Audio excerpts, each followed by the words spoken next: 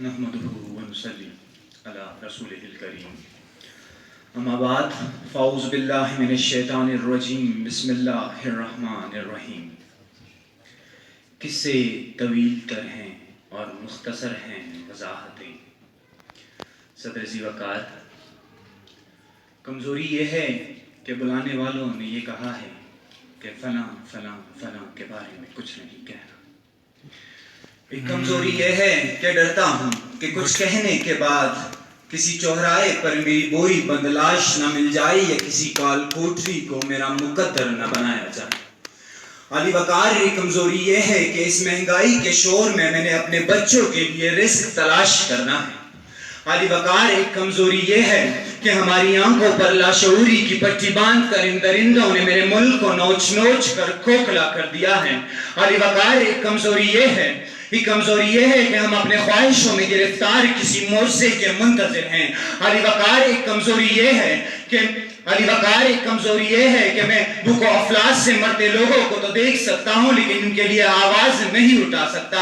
میں ہوا کی بیٹی کی عزت کو پامال ہوتے ہوئے تو دیکھ سکتا ہوں لیکن اس کی عزت بچانے کے لیے یہ ہاتھ نہیں اٹھا سکتا. علی وقار، ایک کمزوری یہ ہے کہ میں بھوک و افلاس سے مرتے لوگوں کو تو دیکھ سکتا ہوں لیکن ان کے لیے آواز نہیں اٹھا سکتا. میں اس سرزمین کو ٹکڑوں میں بٹتا ہوا تو دیکھ سکتا ہوں لیکن اتحاد کا نعرہ بلند نہیں کر سکتا. ارے ڈرنے والوں، خدا کو مانو. میرے شہر کے بے ضمیر لوگوں، خدا کی دھرتی پہ رہنے والوں کا دل تو سمجھو. ایک دوسرے والوں، کچھ تو بولو. بلانے والوں، میرے لب تو کھولو.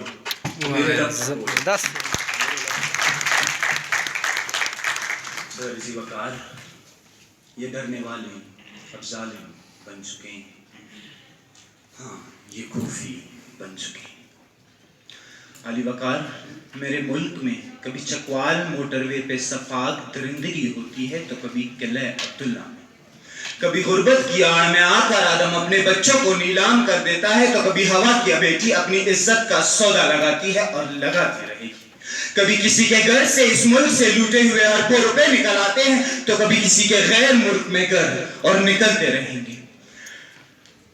کبھی کہیں سے آزاد بلوچستان کے نعرے سنائی دیتے ہیں تو کہیں اگر کوئی اس وقت اس ملک سے لوٹے ہوئے پیسوں کا حساب لگا رہا ہے تو کچھ درندے اپنی بازی کے منتظر ہیں. اور یہ سب ہوتا رہے گا کیونکہ تقدیر کے قاضی کا یہ فتویٰ ہے ازل سے. ہے جرم ضعیفی کی سزا مرگ مفاجات. ہے جرم ضعیفی کی سزا مرگ مفاجات. ذی وقار، تاریخ میں کئی ایسے قوموں کے قصے موجود ہیں جنہوں نے مصلحت کے نام پر دستے سوال بلند کیا اور بعد میں جن کا انجام بازاروں میں بکنے والی سفید جسموں کی مانند کمتر اور حقیر بن کے اترا. علی وقار، مجھے اپنے ملک کا مستقبل بھی کچھ اس طرح نظر آ رہا ہے. علی وقار، کشمیر، فلسطین، برما اور ایسی ہزار قومیں جنہوں نے مصلحت کے نام پر دستے سوال بلند کیا اور آج وہ قومیں اپنی زندگی کی آخری سانسیں لے رہی ہیں. اور آج اقوام عالم میں ایسے قوموں کو کمتر اور حقیر سمجھا جاتا ہے. اور آج میرے ملک بھی اسی راستے پر گامزن ہے. ذی وقار، کوئی ان سے پوچھے کہ میری معیشت پامال کیوں ہوئی.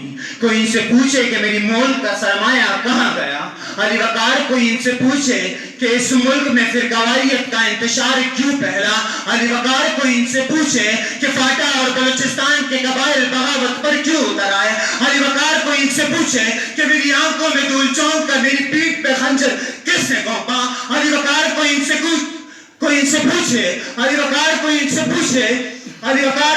پوچھے کہ میری پیٹھ پہ خنجر کس نے گھونپا. علی وقار، کوئی ان سے پوچھے کہ خدا پرستوں کا یہ قافلہ غیر ملکی سازشوں کا شکار کیسے ہوا. علی وقار، کوئی ان سے پوچھے کہ تو ادھر کی نہ بات کر، یہ بتا کہ قافلہ کیوں لٹا. مجھے رہزنوں سے گلا نہیں، تیری رہبری کا سوال ہے.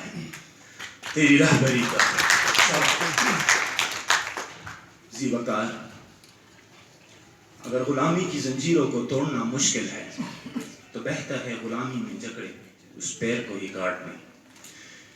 کیونکہ غلامانہ تندرستی سے آزادانہ معذوری لاکھ درجہ بہتر ہے. علی وقار اب بھی وقت ہے کہ ہم خواب اقبال بن کر دنیا کو یہ بتا دیں کہ ہم کمزور نہیں ہیں.